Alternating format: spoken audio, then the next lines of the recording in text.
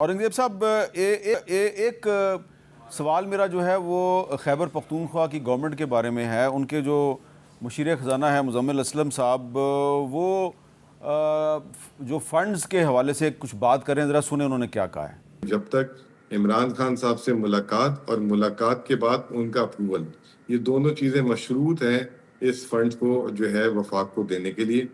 اس سے پہلے جو ہے it's a non negotiable thing. یہ ذرا تھوڑا بتائیں گے کہ آپ کی ان کے نمائندوں سے میٹنگ بھی ہوئی تھی، چیف منسٹر سے بھی آپ ملے تھے، اور ہم نے تو یہی سنا تھا کہ چاروں صوبے ایگری کر گئے ہیں کہ جو چاروں صوبے ہیں وہ فیڈرل گورنمنٹ کو ہیلپ کریں گے، مختلف مدوں میں فنڈز دیں گے. تو اب یہ مزمل اسلم صاحب جو بات کر رہے ہیں، تو اس پر کوئی ان سے بات چیت ہوئی ہے؟ وہ کہہ رہے ہیں جی کہ پہلے ہماری عمران خان سے ملاقات کراؤ پھر ہم فنڈ دیں گے.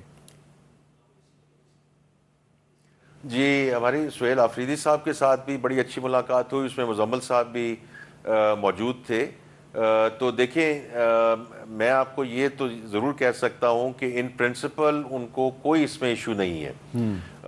اور to be very honest with you, چاروں صوبے اور انکلوڈنگ کے پی، یہ ہمارے entire I M F program ہے. حامد میر صاحب، انہوں نے ہمارا بھرپور ساتھ دیا ہے. ٹھیک ہے، بیکاز ایز یو نو کہ اس دفعہ جو فنڈ کا پروگرام ہے یہ صرف فیڈرل گورنمنٹ کا نہیں ہے، لیکن یہ جو ان کی بات ہے، یہ اب اوبیسلی یہ وزیر اعظم صاحب اس پہ کوئی ڈیسیجن لے سکتے ہیں، لیکن in principle they are agreed with us. اچھا، اب ذرا یہ بتائیں کہ پاکستان میں بہت سے لوگ جو ہیں وہ کرپٹو کرنسی کی بات کرتے ہیں، اور کرپٹو کرنسی کے حوالے سے بہت سی کنفیوژن بھی ہے. ایک طرف پاکستان جو ہے وہ کرپٹو کرنسی کی جو بڑی بڑی عالمی کمپنیاں ہیں ان کے ساتھ معاہدے بھی کر رہا ہے، لیکن دوسری طرف لوگوں کو پتہ نہیں ہے کہ کرپٹو کرنسی پاکستان میں قابل استعمال ہے یا نہیں ہے. تو میرا بڑا سمپل سا سوال ہے آپ کے ساتھ، کیا میں پاکستان میں اگر کرپٹو کرنسی جو ہے اس کو استعمال کرنا شروع کر دوں تو یہ لیگل ہوگا یا انلیگل ہوگا؟ نہیں، دیکھیں، اس میں تو اگر آپ پچھلے سال یہ سوال پوچھتے تو اس وقت تو یہ بڑا مشکل تھا اس کا جواب دینا، when we have actually 4 crore crypto users اور یا ٹریڈرز ان پاکستان. تو اسی لیے پھر ہم نے اس کو ریگولیٹری سائٹ پہ لے کے گئے، اس کو ورچوئل ایسٹ ریگولیٹری اتھارٹی بنایا، جس میں بلال بن ثاقب اس کے چیئر ہیں. اور اب تو دیکھیں اس میں اسٹیٹ بینک کا ایک ایکچولی سرکولر بھی آ چکا ہے. ٹھیک ہے، تو اب تو ہم اس کو آگے لے کے جا رہے ہیں کہ ٹوکنائزیشن کی طرف ایٹسیٹرا. تو ہم تو اس میں ہمیں صاحب بڑا کلیئرلی اس کو ریگولیٹڈ ایکٹیویٹی میں لے کر آ رہے ہیں، and we are going to move forward with this. اچھا، لے کے آ رہے ہیں یا اس کو آپ ریگولیٹ کر چکے ہیں، یہ ذرا کلیئر کریں. نہیں، دیکھیں، اس کو تو انڈر پی وارا جو Pakistan virtual asset regulatory authority ہے، وہی اس کو لیڈ کر رہی ہے، اور لائسنسنگ اتھارٹی بھی ان کے پاس ہے ان ٹرمز آف ایکسچینجز، اور جو آگے ہم ٹوکنائزیشن ہے وہ بھی ہم اسی طرح اس کو لے کے جا رہے ہیں.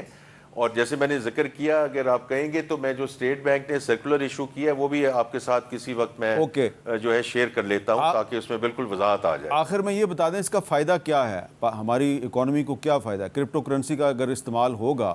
اگر میں بھی کرتا ہوں، کوئی اور بھی، اس کو فائدہ کیا ہے اس کا؟ دیکھیے، میں حامد میر صاحب بڑی مختصر بات کروں گا، اس میں پورا ایک ایکچولی پروگرام ہو سکتا ہے. We have to see it in the context of web 3.0 A I crypto. ہم صرف کرپٹو کا یہ اس کو ٹریڈنگ کے اینگل میں دیکھتے ہیں. میں آپ کو صرف ایک ایگزامپل دیتا ہوں، because lot this is built on blockchain. ہمارے بچے اور بچیاں جو فری لانسرز ہیں today, right, the 3rd largest freelancer population in the world. ٹھیک ہے، موسٹ آف دیم کوڈنگ کر رہے ہیں اس وقت $10 سے $12 پر آور. اگر ہم ان کو اپ اسکل ری اسکل کر دیں in terms of blockchain, they can start coding at $50 to $250. تو جو آج یہ بچے اور بچیاں ہمیں تقریباً $1 بلین کی ایکسپورٹ دے رہے ہیں، it will be fantastic for them and great for Pakistan. بہت بہت شکریہ.